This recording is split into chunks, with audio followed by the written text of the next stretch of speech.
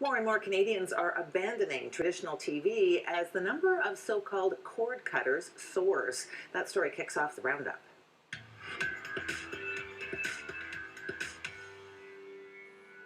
A new report from Convergence Consulting shows 190,000 Canadians said goodbye to cable TV service last year. That compares to just 105,000 people who cut the cord the year before, so that's an increase of 80%.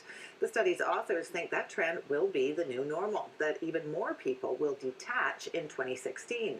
Convergence says there are two big factors driving the cord-cutting craze. One is the power of Netflix and pricey telecom services. Here with her thoughts on this story and others is Nicole Verkindt. She's the founder and president of OMX. So Nicole, not surprising, I guess, that people are cutting the cord? Definitely not a surprise to me. I mean, I haven't even ever had cable or landline. So Really? I've got what I call my wall computer, which can plug into Amazon Prime and Netflix, and for sure there's a Netflix effect, but we're going to see lots of other players in this space pretty soon. And CBC, for instance, I always watch on live stream, and if I'm not home for my wall computer, then I'll watch it in the car on my phone. So I think organizations like CBC are still great organizations, and they're going to continue to be because they're content creators, and people are thirsty and starving really for content. But the distribution channels are for sure going to change, and I think we're going to see some sidestepping with organizations like the CRTC and others. Right. Now, I mean, it shows how quickly disruption can happen. I mean, as recently as 2012, people were still signing on for cable, and now we see, boom, it's just they're leaving in droves. I should point out, though, there was news today, or someone actually noticed, that the honeymoon is over with Netflix. They're finally going to raise their price, that $7.99 price that everyone's paying per month. That has been such a driving factor in people loving Netflix. That's ending at the end of next month, and everybody will be going up to $9.99. I don't know how much of an impact that's going to have. What do you think? I think that's still pretty cheap, but I loved your comments about how fast disruption can happen, and boy, can it ever. I just love it. Okay, so Nicole, the hits just keep on coming. Now, the U.S. Army has come out against a proposed merger between Canadian Pacific Railway and Norfolk Southern Corporation. The Army says it opposes the takeover over national security concerns. The reason? Both railroads own hundreds of miles of strategic rail lines that serve several military installations. And the U.S. Justice Department has also come out against the proposed deal. Meanwhile, Norfolk Southern itself has repeatedly rejected CP's offers that value the Virginia-based railway at about $27 billion U.S. Now, Nicole, I mean, when you look into this more closely, it's not as if they're saying there's going to be an actual threat to national security if this merger goes through. I mean, how are you interpreting that? Well, I think these are just initial claims. I think they're really stretching it to say that they'll actually be able to block this for sure. I mean, I understand the concerns when you're deploying overseas. You're going to send all your military equipment on the railroads before you fly them overseas, and it's truly considered a national asset. It always has been since the railroad started. But there's something called the Defense Mobilization Act, which allows the U.S. government to very simply, in time of war, take over railroads like this and national assets like this. And I'm convinced that a man as smart and as ruthless as Hunter Harrison, who is an American, who made his career with CN Rail, I'm convinced that he had a lot of good lawyers sift through this before going through the effort to make this deal. So I don't think this is over. This is just an initial shock. I know, but just the fact that the Army is coming out and saying this, I mean, when you first look at it, it's like, oh my goodness, there's, it's going to increase danger in the U.S.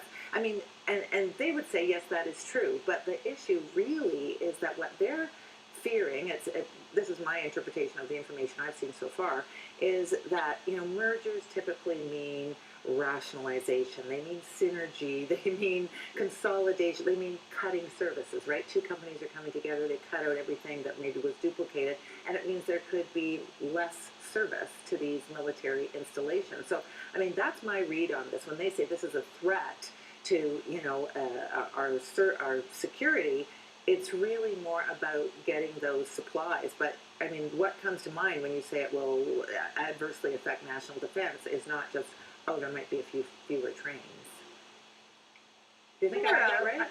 I read it as an initial, almost a paranoia, an initial emotional reaction to say, no, a Canadian organization should not own an American railroad, and that's how I saw it. But I think when you get into the details, I mean, Canada and the United States have unbelievably close ties when it comes to defense exports and defense relationships. Yeah, they surely And can't be saying, "Oh, we're going to be under attack from Canada because they own a railroad." Like that's just beyond credulity to my mind, anyway. and if this were to go to the federal courts, I think they'll find that there really truly is a special relationship there. But I mean, I'm sure it will go, and we'll leave it there. Yeah, yeah. I'm thinking they're just saying, well, we won't get our supplies, and that's going to be a threat. All right, so let's talk about this other report. This is coming from the U.S. Trade Representative, Michael Froman. He says that any financial aid from Ottawa or Quebec that will help Bombardier C-Series aircraft get off the ground is a potential barrier to trade. Quebec has already committed $1 billion for a stake in the Montreal-based company to develop the C-Series jets. The province insists it's not an investment. It is an investment, not a subsidy. The federal government is still considering whether to make a similar investment. What's your take on this one, Nicole? Again, I think this is a shot across the bow. I mean, there are very smart people in the Canadian government working this through with a lot of lawyers, and the aerospace industry is a unique situation.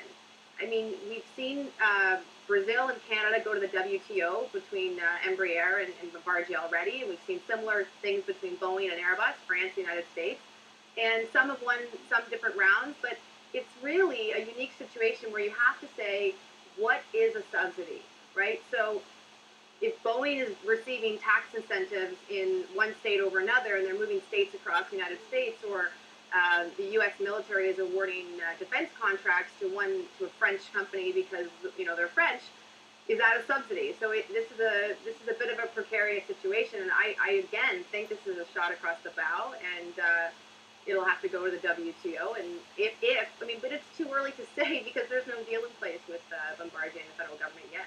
No, but I mean, Quebec is on the brink, basically, of putting that money in. So, yeah, I mean, with my understanding, this industry is heavily subsidized in every country. So how does one say, well, this is a problem in Canada? I don't know. But as you say, early days, we'll be watching that one. So now, Nicole, Twitter has announced today that it's replacing two of its board members. Pepsi CFO Hugh Johnson, along with British internet entrepreneur Martha Lane Fox, have joined the board. Peter Curry and Peter Chernin are out. The move brings at least one more active Twitter user to the board. Fox is the founder of European travel site lastminute.com. She has close to 200,000 Twitter followers. On the other hand, Johnson of Pepsi just posted his first tweet today.